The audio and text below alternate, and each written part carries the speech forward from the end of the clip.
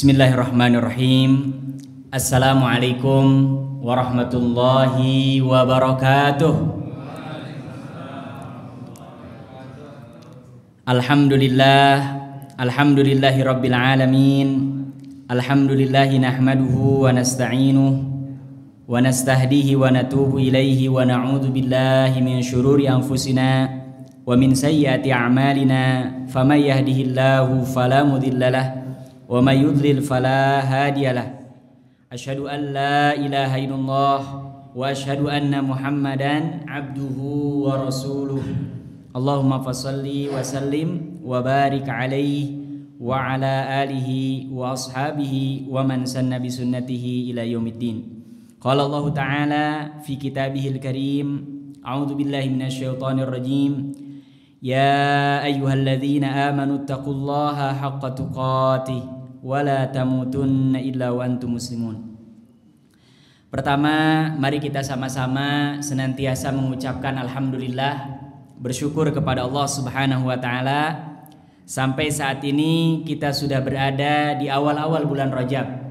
Ya, mudah-mudahan Allah Subhanahu wa taala yang telah menyampaikan kita di bulan Rajab ini memberikan keberkahan, dan kita semua berharap mudah-mudahan kita diberikan kesempatan untuk memperbanyak amal, khususnya nanti di bulan Ramadan. Karena Ramadan berbeda dengan bulan-bulan yang lain. Supaya kenikmatan ini terus ditambah, senantiasa kita terus untuk bersyukur kepada Allah Subhanahu wa taala. Salawat dan salam kita bacakan kepada Rasulullah sallallahu alaihi wasallam. Mudah-mudahan kita istiqomah terus menjalankan sunnah-sunnah beliau sampai kita diwafatkan oleh Allah Subhanahu wa taala. Amin ya rabbal alamin. Pada malam hari ini kita akan menceritakan tentang salah seorang sahabat di antara sahabat-sahabat Rasulullah sallallahu alaihi wasallam ridwanullahu taala ajmain. Semoga Allah Subhanahu wa taala meridhai mereka semua, dan memang Allah ridha, mereka ridha kepada Allah dan Allah ridha kepada mereka. Nama sahabat ini cukup dikenal, masyhur, yaitu Abu Ayyub Al-Ansari. Siapa namanya? Abu Ayyub Al-Ansari. Dan tidak ada satu orang pun yang dia pergi haji atau umroh kemudian mampir ke Turki, pasti umumnya yang ziarah ini akan dibawa ke makamnya ini sahabat namanya Abu Ayyub Al-Ansari. Dan kalau kita membaca tentang kisah Abu Ayyub Al-Ansari, ini menceritakan bagaimana seorang muslim, seorang mukmin senantiasa mengisi hidupnya dengan kebaikan. Bahkan dengan puncaknya kebaikan yaitu jihad di jalan Allah Subhanahu wa taala. Ya. Jadi Abu Ayyub Al-Ansari, jamaah sekalian yang dirahmati Allah Subhanahu wa taala, beliau nama aslinya adalah Khalid bin Zaid. Khalid bin Zaid, ini nama aslinya. Tapi biasanya umumnya orang jarang yang kenal. Selalu kalau disebut Abu Ayyub Al-Ansari, ya. Karena memang orang Arab lebih senang menggunakan kunyah, ya, budaya mereka, ketimbang menggunakan nama. Beliau An-Najjari, dari suku Najjar, ya. Najjar ini kalau diterjemahkan ke bahasa Indonesia artinya tukang kayu. Ya, An-Najjari karena termasuk di antara suku yang besar, ini adalah suku Bani Najjar. Nah, kisahnya dengan Rasulullah Shallallahu Alaihi Wasallam, ketika Rasulullah Shallallahu Alaihi Wasallam berdakwah selama berapa tahun di kota Mekah? 13 tahun. Ya, cara ngitungnya gini. Rasulullah Shallallahu Alaihi Wasallam lahir tahun gajah, diangkat menjadi nabi dan rasul di usia berapa? 40 tahun. Meninggal berapa? 63 tahun. Di Mekah dakwahnya setelah jadi nabi 13 tahun, di Madinah berarti sisanya berapa? 10 tahun. Ya, 40 tambah 13 tambah 10 jadi berapa? 63 tahun. Ya, 63 tahun. Dakwahnya Rasulullah Shallallahu alaihi wasallam di kota Mekah 13 tahun lamanya, tapi yang terjadi jumlah kaum muslimin penambahannya ada tapi sedikit. Dan banyak di antara kaum muslimin, baik itu penduduk asli apalagi yang pendatang, apalagi budak seperti Bilal bin Rabah, itu di kota Mekah diperlakukan seperti halnya binatang, bahkan lebih kejam daripada itu.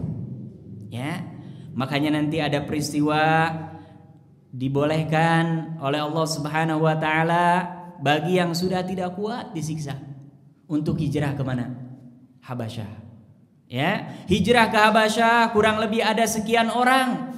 Ternyata begitu sampai di Habasyah ada kedengeran. Jadi Rasulullah SAW sedang membaca Al-Quran di depan Ka'bah.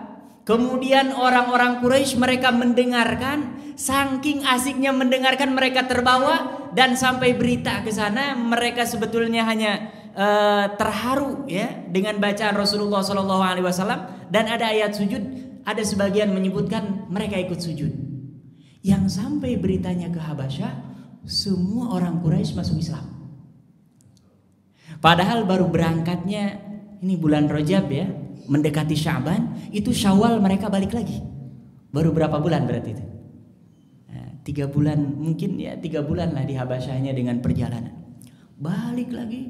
Begitu sampai di kota Mekah, yang ada bukan Quraisy mereka masuk Islam, yang ada sahabat di sana disiksa semakin menjadi jadi. Siapa di antaranya? Bilal bin Rabah. Setiap hari ditelanjangi, kemudian ditaruh di atas dadanya batu di bawah terik matahari. Kemudian siapa lagi? Keluarga Yasir. Ya, keluarga Yasir yang paling ini Rasulullah SAW gak bisa menahan dengan Abu Bakar setiap kali lewat. Ya, bagaimana tidak? Pak Yasir, bapaknya, ibunya Sumayyah, kemudian anaknya Yasir, ini kompak semuanya disiksa. Ya, sampai-sampai Rasulullah SAW setiap kali lewat dengan Abu Bakar hanya bisa mengatakan ungkapan ini, Sobron ala Yasir, wahai keluarga Yasir, kami nggak bisa apa-apa, sabar. Fa inna mau'idakumul jannah. Tapi ingat, Allah menjanjikan apa? Surga untuk kalian. Kita pun termasuk nih, berjuang hidup ini berat. Sholat, menjaga sholat itu berat. Menjaga supaya tiap hari baca Al-Quran berat apa enggak? Berat. Tapi kita harus ingat-ingat nih ya, kalau mereka berjuangnya dengan nyawa, keluar darah, kita ini hanya nahan malas gitu. Nahan malas, nahan godaan setan ya. Nah akhirnya mereka hijrah, balik lagi ke Habasyah yang kedua kalinya. Ada yang balik lagi, ada yang nggak balik lagi. Sampai di tahun yang ke-13 dari kenabian, turunlah ayat bahwasannya kaum muslimin semuanya boleh, bahkan wajib hukumnya untuk apa? Hijrah ke kota Madinah. Hijrahlah para sahabat sebagian, termasuk di antara yang duluan adalah Umar bin Khattab. Umar bin Khattab berangkat duluan dan dia tidak sembunyi-sembunyi. Ya, jadi kalau yang lain sahabat-sahabat Rasulullah SAW sembunyi-sembunyi. Tapi kalau Umar bin Khattab, karena memang dia adalah jagoan, ya, dan berani, dan penduduk Mekah juga tahu siapa Umar bin Khattab. Ketika dia hendak keluar dari kota Mekah menuju Madinah, yang lain sembunyi-sembunyi, diatur waktunya malam ketika gelap habis subuh itu. Ini dia malah datangin pemimpin-pemimpin Quraisy satu-satu yang sedang berdoa di depan Ka'bah. Apa kata Umar? Siapa yang ingin anaknya menjadi yatim, istrinya menjadi janda, orang tuanya terlunta-lunta, ayo duel dengan saya di belakang bukit ini. Wah, ini siapa? Umar bin Khattab. Yang lain itu sembunyi-sembunyi. Sampai Rasulullah SAW dengan Abu Bakar Siddiq ya, yang dipilih, dan ada 3, yaitu Ali bin Abi Thalib ya. Di rumahnya, dikepung rumahnya. Ya, dikepung rumahnya. Kemudian ketika malam-malam, ini hebatnya. Makanya tugas kita ini ikhtiar. Termasuk wabah ini boleh jadi hilangnya bukan karena vaksin, bukan karena kita berobat. Ya, boleh jadi itu Allah angkat saja. Tapi tugas kita itu ikhtiar saja. Nanti Allah yang akan memberikan apa? Jalannya. Dikepung sudah nggak ada. Kata Rasulullah SAW, nggak mungkin kita keluar 3 harus ada 1 yang tidur. Kira-kira kalau kita seperti itu, mendingan tidur apa ikut keluar? Ya. Dan yang satu, Abu Bakar ini usianya nggak jauh beda dengan Rasulullah. Sedangkan Ali bin Abi Thalib ini masih muda. Biasanya yang muda lebih mau apa lebih nggak mau itu?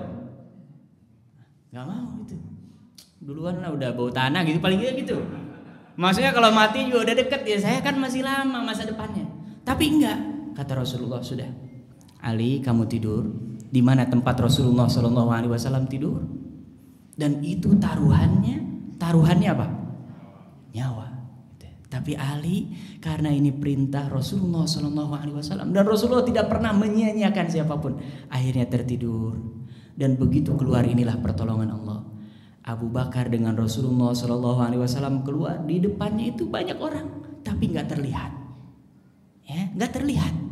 Inilah yang menjadi pertolongan apa? Allah. Orang Muslim, orang mukmin, jangan tergantung ke materi. Susah hidup kalau materi, apalagi zaman sekarang susah.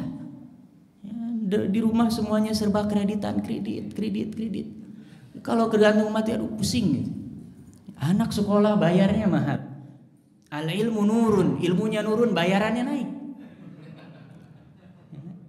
Kemiskinan yang ada sekarang ini, alhamdulillah katanya kemiskinan turun. Ya turun dari babanya ke bapaknya, dari bapaknya ke anak diturunin. Ya Allah. Tapi kalau orang beriman nggak punya urusan, yang penting dia tugasi amal soleh aja sudah. Nanti Allah yang akan menghantarkan itu.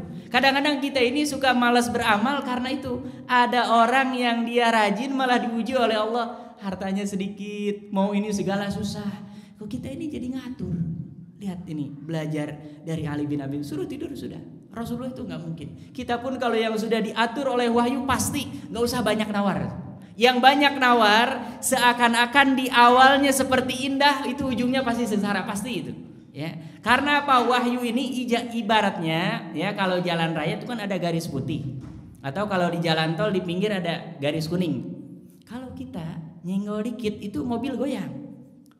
Ya. Atau kalau di jalan biasa kita keluar dari baris putih itu bakal masuk ke jalan orang, pasti apa? Tabrakan. Nah, orang yang nggak mau ikut wahyu itu pasti tabrakan. Tabrakan dengan apa? Hukum alam. Tabrakan dengan apa? Semua orang walaupun penjahat dia senangnya kebaikan apa keburukan?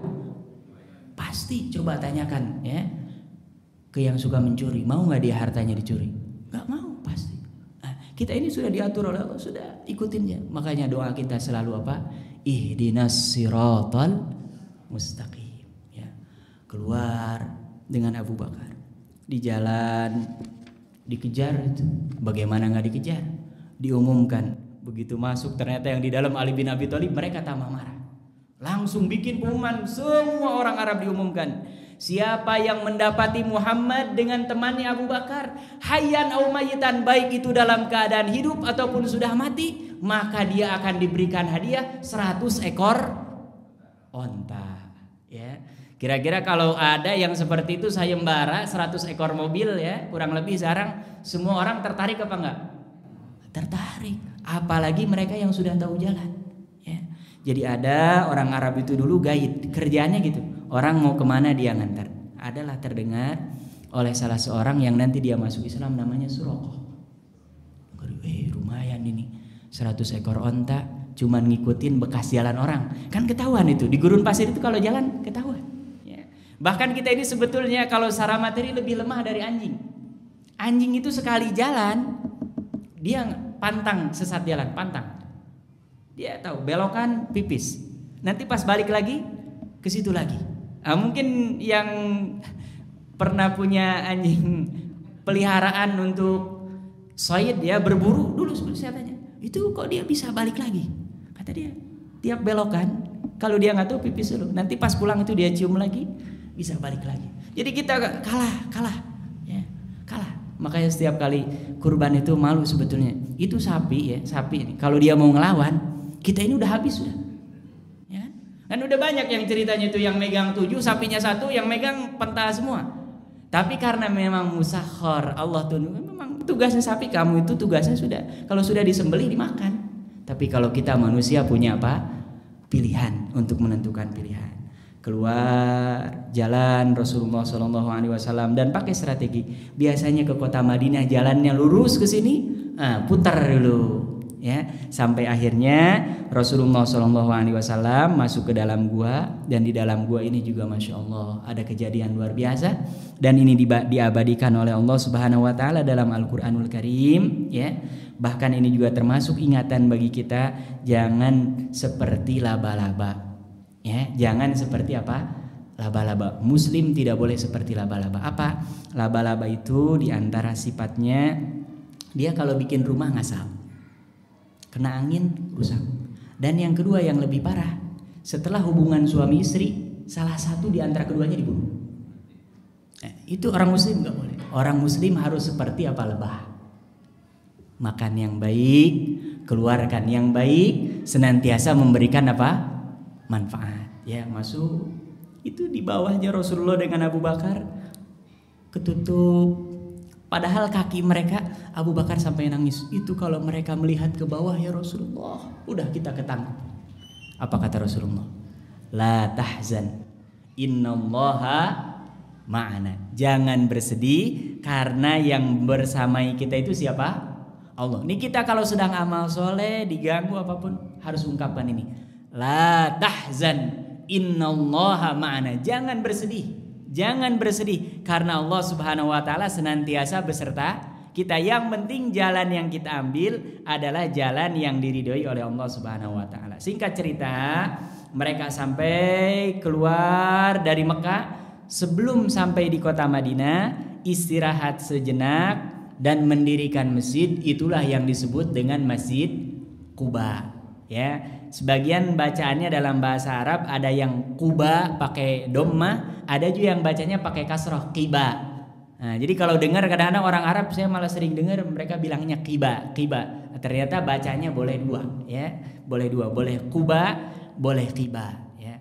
Berapa lama Rasulullah SAW membangun masjid, ya, Masjid Quba ini selama arba'ata ayyamin, 4 hari.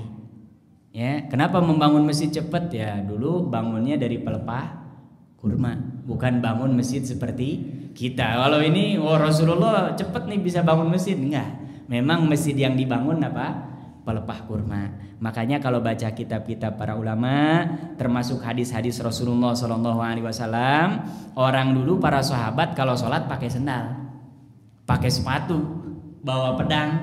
Nah, ini mah termasuk pembahasan fikih yang banyak sudah tidak kita amalkan. Dulu mereka kalau habis perang sholat, cara membersihkannya nggak dicuci, cukup ambil kain, tarik, sudah cuci. Ya. Atau kalau yang ke masjid nih, umpamanya di Eropa masih, ya, masih mereka karena musim dingin sepatunya, kita nggak perlu buka, keset aja. Nah, itu udah suci.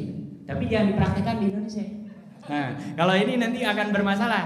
Karena ada yang di zaman Rasulullah saya bahas, itu boleh meludah di masjid. Ada yang mempraktekkan. Saya bilang harus dipahami, tidak semua hadis bisa dipraktekkan. Maksudnya masjid dulu dengan sekarang berbeda. Ya, walaupun secara hukum tidak sampai membatalkan. Orang umpamanya lagi sholat, dia meludah, tidak batal. Ya, tapi memang ada aturannya. Dan syaratnya harus dikubur. Kalau yang nggak dikubur, nah ini nanti yang kena kafarah. Dia harus bayar apa? Ganti. Jadi dulu nggak ada masalah. Ya, tapi itu tadi tidak boleh baca hadis. Oh, ini boleh meludah nih, meludah ya di masjid, itu nanti jadi masalah. Ya. Nah, di Masjid Quba selama 4 hari mendirikan masjid. Kemudian ada beberapa sahabat yang menyampaikan berita bahwa Rasulullah SAW sudah di Masjid Quba. Dan ini saya selalu mengingatkan yang berangkat haji ataupun umroh sebisa mungkin, ya, khususnya yang travelnya memang, pokoknya kadang-kadang ada pergeseran waktu karena terlambat, dirubah. Sebisa mungkin kita ke Masjid Quba, dari hotel tempat kita tinggal sudah wudu dalam keadaan suci, kemudian kita sholat di situ. Karena apa? Keutamaannya dalam hadis disebutkan seperti halnya dia telah melaksanakan umroh.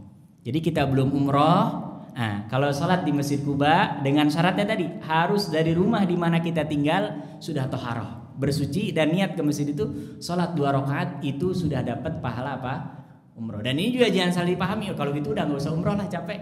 Nah, bukan, keutamaannya. Karena ada tuh yang kayak gitu, Al-Ikhlas enak banget ya, 3 kali sama dengan hatam. Jadi dia nggak malas hatam kan, baca aja Al-Ikhlas. Qul huwallahu ahad. Bukan seperti itu keutamaannya, ya, nggak menggugurkan kewajiban, ya. Sampai beritanya kepada penduduk Madinah, ya. Kemudian apa yang terjadi? Semua penduduk Madinah begitu mendengar Rasulullah SAW sudah sampai di Kuba dan akan segera berangkat ke kota Yathrib sebelum dirubah menjadi Madinah, itu semua senang semua. Sampai-sampai anak-anak kecil itu ada yang naik pohon kurma, ada yang naik genteng, bahkan lucu ada di antara budak, ya. Budak itu seperti binatang memang waktu itu hukumnya, boleh dipukul, boleh. Ini dia lagi metik pohon kurma, keceletot. Oh, itu pasukannya Muhammad sudah dekat. Ditarik oleh tuannya, tempeleng bolak-balik. Tapi dia naik lagi, keceplosan lagi. Nah, nanti ini kita akan kisahkan ini, ya. Banyak itu mereka kalau melihat Rasulullah saking senangnya kadang-kadang apa? Lupa. Kita juga kadang-kadang ada sesuatu kalau yang senang suka lupa, ya. Akhirnya apa? Semua siap-siap. Begitu Rasulullah SAW sudah terlihat nampak, semua mengatakan biarkan Rasulullah SAW tinggal di rumah kami. Semua biarkan Rasulullah SAW tinggal di mana? Di rumah kami. Begitu sampai Rasulullah SAW, Rasulullah di rumah saya saja semua. Ya. Apa kata Rasulullah SAW? Ya, kata Rasulullah SAW, da'uha. Saya tidak akan memilih. Karena kalau memilih nanti takutnya jadi ada unsur apa? Iri. Ya. Kata Rasulullah SAW, saya tidak akan memilih, da'uha, biarkan nih unta saya ini namanya Qaswa, ya. Ini termasuk kalau kita punya mobil, punya motor, punya barang apapun boleh dikasih nama. Unta saya ini ma'muroh, dia sudah paham. Jadi saya akan tinggal di kota Madinah ini, di rumah di mana onta ini berhenti. Ya, pas ontanya jalan ini, ya kan? Agak berhenti di sini, maju, waduh dapat nih. Jalan lagi. Dan itu semua sahabat yang seperti itu menyesal. Bagaimana tidak menyesal? Betapa untung dan berkahnya rumah yang ditempati oleh siapa? Itu akan menjadi saksi sampai nanti hari kiamat, ya. Makanya saya sering mengatakan, sekarang ini kita tidak mungkin rumah kita akan didatangi oleh Rasulullah, nggak mungkin. Cara yang paling mungkin, perbanyak membaca sholawat, perbanyak sunnah yang sampai ke kita, amalkan di rumah kita, supaya itu menjadi saksi nanti bahwa kita ini cinta kepada Rasulullah, mahabbah kepada Rasulullah. Dan yang paling menurut saya gampang, harus punya kitab hadis. Paling minimal punya di rumah Arba'in Nawawiyah, sudah itu. Ya. Kalau umpamanya kita berat punya Sahih Bukhari, Sahih Muslim, Kutubus Sittah, ada yang punya Kutubus Sittah balak 6 malah gapleh. Kartu gapleh punya Kutubus Sittah, kitab hadis yang 6 nggak punya. Nah, nggak punya bukti kita kepada Rasulullah SAW. Karena banyak yang 6 nih, Iqra 6 gitu. Makanya yang saya Iqra itu 6 jilid itu. Ya. Iqra 1, 2, 3, ya. Nah, ini sebisa mungkin saya selalu mengingatkan yang tidak mungkin mempelajari banyak hadis, minimal kitab Arba'in Nawawiyah, baca ulang-ulang. Dan sekarang sudah dikasih harokat, yang gak bisa bahasa Arabnya di bawahnya ada tulisnya bahasa Indonesia, kita baca saja. Itu lama-kelamaan yang sulit insya Allah bisa. Ya minimal saya selalu mengingatkan, minimal Arba'in Nawawiyah. Lebih tinggi lagi ya Riyadhus Shalihin, lebih tinggi lagi Al-Lu'lu' wal Marjan fi mattafaqa syaikhan. Silahkan Sahih Bukhari, Sahih Muslim. Karena apa? Ini yang akan menjadi bukti bahwa kita cinta kepada siapa? Rasulullah. Karena kalau sahabat mereka bisa Rasulullah tinggal di rumah kami, ini kita tidak mungkin, ya. Akhirnya apa? Jalan Naqah si Qaswa ini, kemudian berhenti beberapa kali, baru berhenti dan duduk seperti ini persis di depan rumah Abu Ayyub Al-Ansari. Ya Allah, Abu Ayyub begitu senangnya. Dan ternyata memang yang dipilih itu luar biasa. Sahabat-sahabat yang lain rata-rata rumahnya lantai 1. Jadi kalau dia tinggal dengan Rasulullah itu pasti canggung gitu. Nah, ini Abu Ayyub memang sudah skenario Allah Subhanahu wa taala, rumahnya itu 2 tingkat. Ya, rumahnya itu apa? 2 tingkat. Makanya kalau ada orang sekarang rumahnya 2 lantai lah, Abu Ayyub saja dari dulu sudah 2 lantai. Apa yang dibanggakan? Dari dulu Bahkan rumah-rumah orang terdahulu itu jauh lebih dahsyat daripada rumah yang kita bangun. Lihat kaum Ad, kaum Samud. Kalau kita kan gunung dipecah, batunya, pasirnya dibawa ke rumah. Kalau mereka dulu enggak, gunungnya dipahat, dan itu yang jadi rumah. Lebih hebatan mana? Hebatan mereka. Ya, makanya selalu diingatkan kaum Ad, kaum Samud. Kalau enggak ingat kepada Allah, jangankan rumah-rumah yang gini, hitungan detik sudah kemarin di Palu pelajaran. Enggak ada. Kita bangun padahal itu ya Allah puluhan tahun, apalagi yang nyicil itu berapa itu. Tapi bagi Allah sudah hilang sekejap. Tapi bagi orang yang beriman, kalau dia terus di jalan Allah sampai musibah saja bisa mendatangkan apa? Pahala, ya, mendatangkan pahala. Akhirnya apa?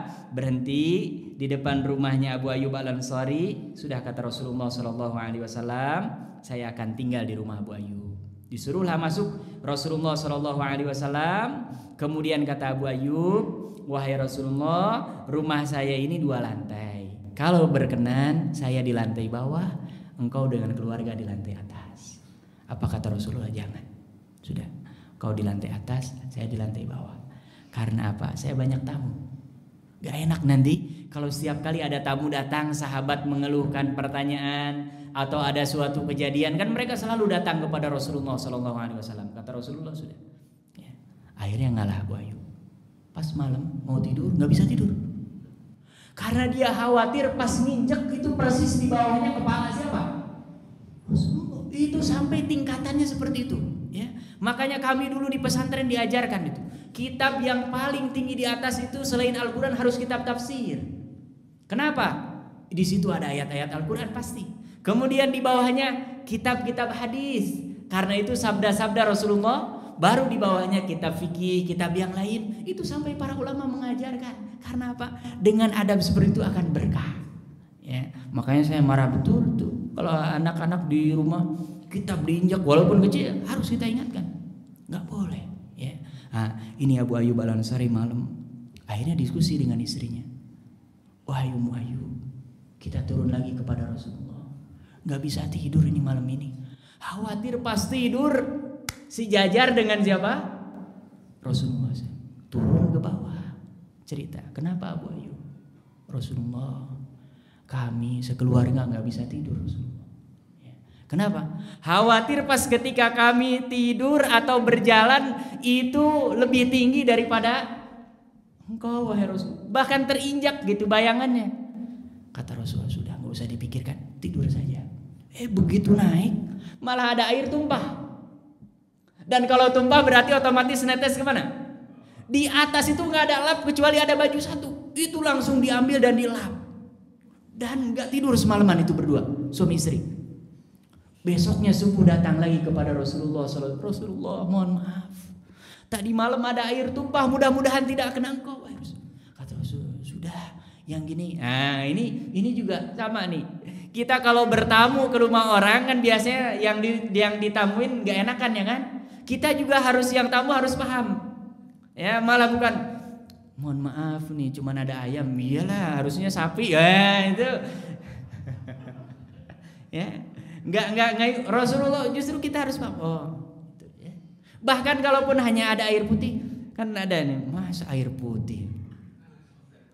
Ini ikan cupang aja hidup. Ada tuh ya kayak gitu. Saking putihnya ikan cupang aja hidup. Ya Allah. Tapi memang yang gitu tuh orang-orang bercanda ya.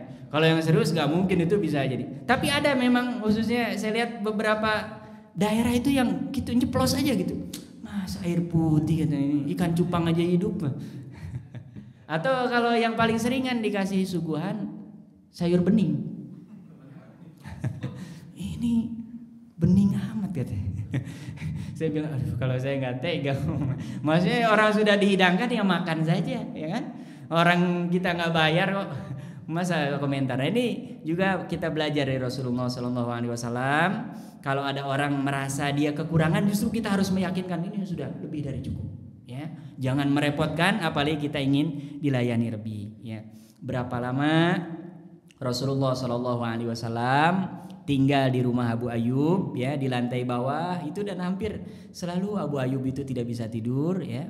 Itu dilakukan oleh Rasulullah Shallallahu Alaihi Wasallam kurang lebih selama 7 bulan ya. Kenapa? Karena Rasulullah Shallallahu Alaihi Wasallam datang ke Madinah tidak membawa apa-apa ya. Semua kaum muslimin yang hijrah dicegat di perbatasan kota Mekah, dan mereka selalu diberikan pilihan, boleh hijrah ke Madinah, tinggalkan semua harta, semua yang kau dapatkan di kota Mekah, silakan. Kalau masih mau pergi, pilih. Berarti kalau masih milih harta, jangan keluar dari kota Mekah. Makanya nanti oleh Rasulullah SAW diatur strateginya, tidak ada satu orang Ansor kecuali dia harus menjadi saudara dari kaum Muhajirin. Maksudnya dipertemankan. Nama bahasanya disebutnya ta'akhi, dipersaudarakan ya.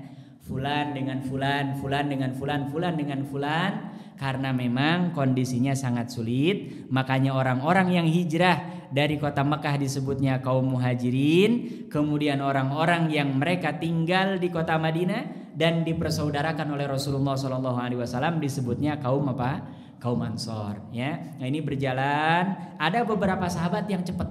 Nah, ini juga sama nih. Kita kalau dibantu orang jangan keenakan ya. Orang muslim itu prinsipnya bukan ingin diberi, tapi kalau bisa memberi. Dan ini mentalnya susah. Orang selama dia mentalnya ingin diberi, nggak mungkin kaya-kaya, nggak mungkin. Kita justru orang muslim harus semangatnya tangan di atas lebih baik daripada tangan di bawah. Karena ada orang dikasih terus gitu, bukannya mikir gimana nih supaya ya kalau yang tadinya masih di rumah mertua indah gitu, nah, mulailah memikirkan kalau ini ada yang terus seumur hidup sebelum diusir terus aja di situ. Nah, ini orang nggak tahu diri ya. Ada beberapa sahabat yang cepat, termasuk diantaranya Abdurrahman bin Auf ya. Ini setiap kita yang di sini pasti ada nih yang jago bisnis, feeling bisnisnya cepat tuh. Sampai-sampai Abdurrahman bin Auf itu ketika ditawari oleh Rabi'ah ya, yang diperkawankan oleh Rasulullah SAW, dia hanya mengatakan, saya sudah cukup, terima kasih banyak, nggak usah diberikan bantuan apa saja. Tolong tunjukkan kepada saya pasar paling dekat di Madinah ini di mana. Ternyata betul dia berangkat ke pasar dan pulang sudah punya uang. Jadi sudah nggak minta. Nah, kita yang mampu juga jangan suka minta-minta. Dan diancam oleh Rasulullah SAW, orang yang mampu berusaha tapi dia suka minta-minta itu nanti akan dibangkitkan di hari kiamat, mukanya ini kosong, nggak ada dagingnya. Yang ada hanya apa? Tulang belulang. Apa? Artinya orang yang seperti ini tidak punya rasa malu ya. Jadi semangatnya orang muslim harus mau memberi, bukan ingin apa? Diberi ya. Berjalan terus sampai 7 bulan, selesailah Rasulullah SAW. Dan Rasulullah SAW mendirikan rumah sendiri ya di samping masjid. Akhirnya apa? Keluarlah Rasulullah SAW dari rumah siapa? Abu Ayyub. Nah, ada kejadian yang menarik, jamaah sekalian yang dirahmati Allah. Ini harus selalu ingat ya, khususnya kita kalau sedang sulit, ingat-ingat nih kisah peristiwa Rasulullah SAW, manusia terbaik. Suatu hari Abu Bakar keluar dan sedang musim panas. Keluarnya ke masjid.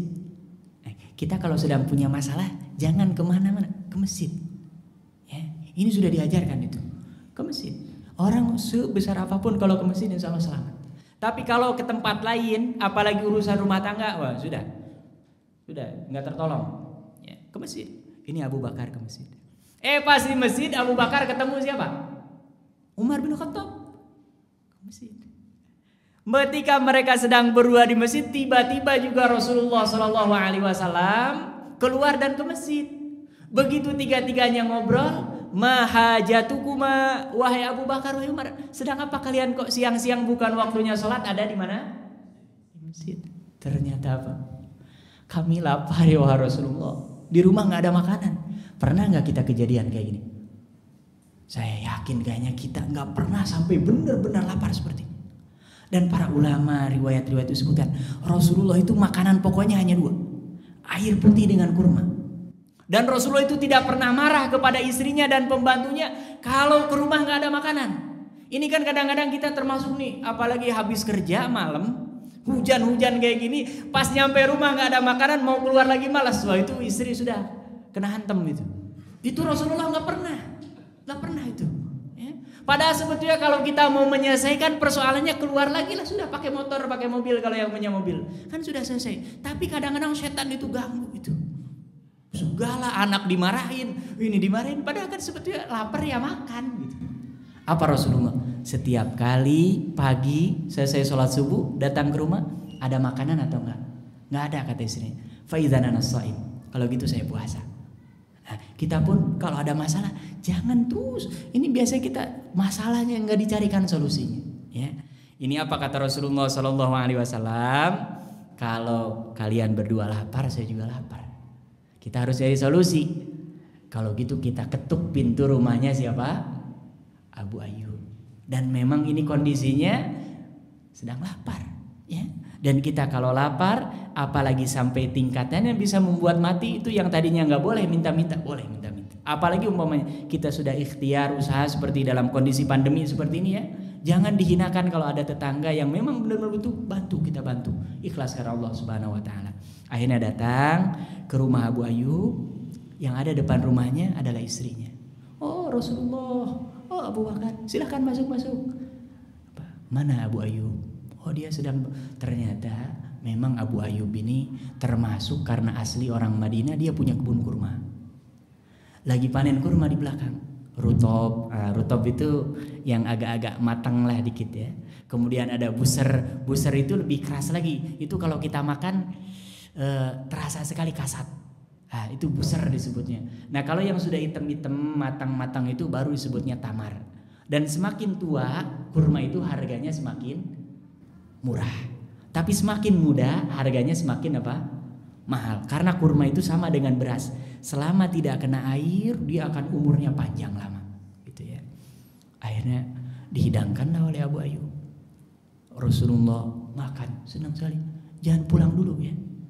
Saya akan sembelihkan kambing di belakang. Allah. Apa kata Rasulullah?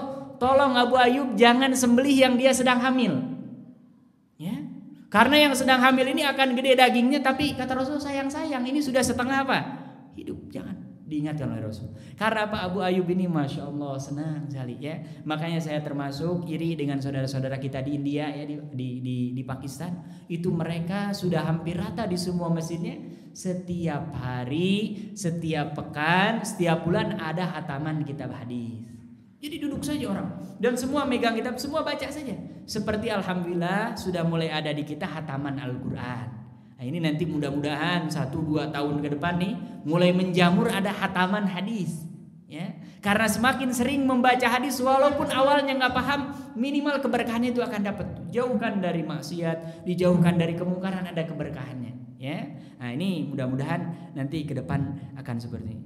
Dihidangkanlah oleh Rasulullah SAW. Jangan lupa kata Rasulullah, ketika menyantap daging di awal ucapkan Bismillah. Begitu selesai ucapkan apa? Alhamdulillah. Ya. Selesai makan, keluar. Sebelum keluar, Abu Ayyub dia masih sibuk belakang. Tolong besok datang ke rumah. Ya, maksudnya ke rumahnya siapa? Rasul. Enggak kedengeran. Kata Umar, Abu Ayyub, kata Rasulullah besok suruh datang ke mana? Nah, ke rumah. Oh ya siap gitu ya. Ternyata apa? Begitu besoknya dia datang ke rumah Rasulullah Shallallahu Alaihi Wasallam. Pas pulang tadi dia ngasih apa? Kurma dengan apa? Daging. Dikasih perempuan pembantu. Ya, jadi dulu ada budak perempuan yang tugasnya itu masak, bersih salah. Tapi dulu itu disebutnya apa? Pembantu. Kalau laki-laki abdun, kalau perempuan Allahumma sholli ala Muhammad. Ima. Ya, imaun. Kalau laki-laki hamba saya abdun, kalau perempuan apa? Imaun atau amatun, ya. Makanya kalau laki-laki namanya Abdullah. Kalau perempuan namanya jangan Abdullah itu, Amatullah. Amatullah. Kemarin ada tuh ngasih nama perempuan, dia kasih nama Abdullah. Saya bilang, ada kok nama hamba saya perempuan, ya. Itu namanya apa? Amah, ya, amatun, ya. Akhirnya kata Rasulullah Shallallahu Alaihi Wasallam diwasiatkan. Karena umumnya pada saat itu kalau punya budak termasuk halal ya, halal kalau kita memang benar punya budak perempuan untuk digauli. Ya, tapi jangan berharap nih, bapak-bapak udah pada ngarep. Itu bisa didapatkan, wallahu ta'ala. Secara hukum ada, tapi akan kejadian atau tidak hanya Allah Subhanahu Wa Taala yang tahu. Dulu ada dan itu tidak ada yang mempermasalahkan. Ya, tidak ada yang mempermasalahkan karena hukumnya seperti itu. Bahkan Islam memerintahkan supaya sedikit demi sedikit perbudakan ini apa? Dihapuskan. Kalau ada suami yang mendatangi istrinya siang-siang di bulan Ramadan, salah satu kafarahnya memerdekakan apa? Hamba sahaya. Kalau ada di antara kita sumpah kemudian tidak menjalankan sumpahnya, salah satu kafarahnya adalah dengan memerdekakan apa? Hamba saya. Bahkan Utsman bin Affan setiap hari Jumat dia punya target karena dia hartanya banyak, wajib memerdekakan satu orang hamba sahaya. Jadi bayangkan umat Utsman bin Affan sepanjang hidup ya, semenjak dia masuk Islam, setiap Jumat satu. Sebulan setahun berapa minggu? 53 ya. Kurang lebih 53, berarti 53 orang. Berarti kalau 10 tahun berapa? 530. Makanya Utsman bin Affan ini diborong pahalanya. Dan Allah tunjukkan sampai sekarang masih ada wakaf peninggalan siapa? Utsman bin Affan ya. Begitu sampai ke rumahnya, wahai Ummu Ayyub, saya pulang dari rumah Rasulullah Shallallahu Alaihi Wasallam dan ini dikasih hadiah. Ya. Nah, makanya hati-hati, jangan baper ya. Ini yang bawa bapak khususnya jangan bawa perempuan, bahaya. Ini bawa Ummu Ayyub, ini siapa? Ya. Kemudian ini pemberian dari Rasulullah Shallallahu Alaihi Wasallam dan beliau hanya menyampaikan satu kalimat. Saya wasiatkan supaya perempuan ini diperlakukan dengan baik. Diskusi dengan istrinya. Perlakuan yang paling baik terhadap perempuan ini apa? Kata istrinya, dimerdekakan di jalan Allah. Ya. Kan kalau umumnya yang dapat budak itu dijadikan pembantu. Tapi ini begitu sampai makanya ini kompak suami istri, ya Allah luar biasa ini ya. Abu Ayyub dengan Ummu Ayyub. Yang agak susah umpamanya suaminya mau ke masjid, istrinya yang nahan. Atau ada yang istrinya rajin umpamanya ngaji, suaminya yang nggak boleh. Nah, ini berat. Ini memang harus kompak suami istri. Ini Abu Ayyub dengan Ummu Ayyub kompak. Dua-duanya sepakat ya. Mungkin kalau dalam pikiran saya, kalau jadi orang rumah, lumayan lah ada yang bantu-bantu gitu kan. Tapi Ummu Ayyub nggak gitu. Ya, sudah merdekakan di jalan Allah. Karena tingkatan yang paling tinggi memperlakukan hamba sahaya adalah dengan apa? Memerdekakan. Dimerdekakan dan dia tidak mengambil sedikit pun hartanya. Ya, akhirnya sudah dimerdekakan dan Abu Ayyub ini termasuk di antara sahabat yang umurnya dipanjangkan oleh Allah Subhanahu wa taala sampai di pemerintahan Bani Umayyah. Ya, berarti Khulafaur Rasyidin, setelahnya Bani Umayyah. Ya, lebih dari tahun ke-40 dari kenabian Rasulullah Shallallahu Alaihi Wasallam. Dan ada satu peperangan dan dicatat oleh para ulama Abu Ayyub tidak pernah absen sekalipun dari peperangan bersama dengan Rasulullah Shallallahu Alaihi Wasallam. Sampai ketika beliau sudah usia sepuh sekalipun. Nah makanya ini beruntung, ada orang yang sebetulnya dia sudah uzur, ya, tapi dia masih mengambil amalan itu. Mudah-mudahan ini termasuk orang-orang yang diwafatkan seperti siapa? Abu Ayyub Al-Ansari. Jadi ada peperangan pada saat itu ingin memerdekakan yang dijanjikan oleh Rasulullah Shallallahu Alaihi Wasallam, yaitu membuka kota Romawi. Karena sudah beberapa kali nggak tembus. Dan Rasulullah Shallallahu Alaihi Wasallam memberikan kabar gembira, sebaik-baik pemimpin adalah pemimpin yang bisa menembus benteng Konstantinopel, ya, Romawi pada saat itu, ya di situ. Kemudian apa? Abu Ayyub tengah jalan sakit, bukan minta pulang, malah berwasiat, tolong jangan sampai ada di antara tentara ini yang mundur ke belakang. Saya berwasiat kepada kalian, makamkan saya persis di bawah bentengnya Konstantinopel. Dan betul sejarah hari ini mencatat makamnya Abu Ayyub Al-Ansari itu diijabah oleh Allah Subhanahu wa taala. Berada di mana? Di Istanbul, ya. Nama aslinya Islambul, ya. Orang sana bacanya Istanbul. Sama Erdogan itu kalau kita ngomong kan Erdogan ya. Itu salah itu logatnya. Ya. Erdogan, ya. Orang mereka bilang Erdogan, tapi kita baca karena G kan tulisannya Erdogan. Itu ternyata orang Turki, beda ya. Nah, jadi ini kita setelah membaca kisah Abu Ayyub ini, walaupun sudah tua jangan merasa tua. Ya, fisik boleh lemah, tapi semangat harus apa? Tetap tinggi. Karena apa? Orang yang fisiknya lemah tapi semangatnya tinggi, insya Allah dia akan mampu banyak beramal. Tapi kebalikannya, fisiknya kuat, semangatnya lemah, itu juga tidak akan mungkin bisa beramal. Dan inilah termasuk salah satu di antara pelajaran penting yang bisa kita ambil dari sosok Abu Ayyub Al-Ansari. Mudah-mudahan kita yang masih diberikan kesempatan untuk hidup bisa mengisi sisa-sisa waktu kita untuk senantiasa diisi kebaikan, beramal soleh. Sebisa mungkin kita hindari berbuat maksiat, apalagi dosa besar. Mudah-mudahan tidak ada di antara kita yang wafat kecuali dalam keadaan apa? Husnul khotimah. Dan ingat selalu setiap kali kita mau berangkat ke tempat yang tidak diridhoi oleh Allah Subhanahu wa taala, sudah banyak contohnya. Ada orang ditalqin la ilaha illallah, dia mengucapkan kalimat yang memang tidak diinginkan. Ada yang jawab futsal, ada yang bilang uang, ada yang sebutkan. Nah, ini mudah-mudahan kalau tawajuh kita kepada Allah Subhanahu wa taala, mudah-mudahan akhir yang terucap daripada hidup kita adalah kalimat apa? La ilaha illallah. Dan itu tidak bisa kita dapatkan kecuali memang kita istiqomah, berusaha senantiasa di jalan Allah Subhanahu wa taala. Kita berdoa dengan keberkahan majlis ini, mudah-mudahan kalau ada di antara kita masih punya dosa, dosanya diampuni oleh Allah Subhanahu wa taala. Masih punya hutang, hutangnya dilunasi oleh Allah Subhanahu wa taala. Kalau ada di antara keluarga kita yang sakit, segera diberikan kesembuhan oleh Allah Subhanahu wa taala. Dan siapapun di antara saudara keluarga kita yang sudah wafat, mudah-mudahan mereka senantiasa diberikan rahmat oleh Allah Subhanahu wa taala. Oleh karena itu, mari kita sama-sama tutup dengan membaca doa kafaratul majlis. Subhanakallahumma wa bihamdika asyhadu an la ilaha illa anta astaghfiruka wa atubu ilaik. Walhamdulillahirabbil alamin. Wassalamualaikum warahmatullahi taala wabarakatuh.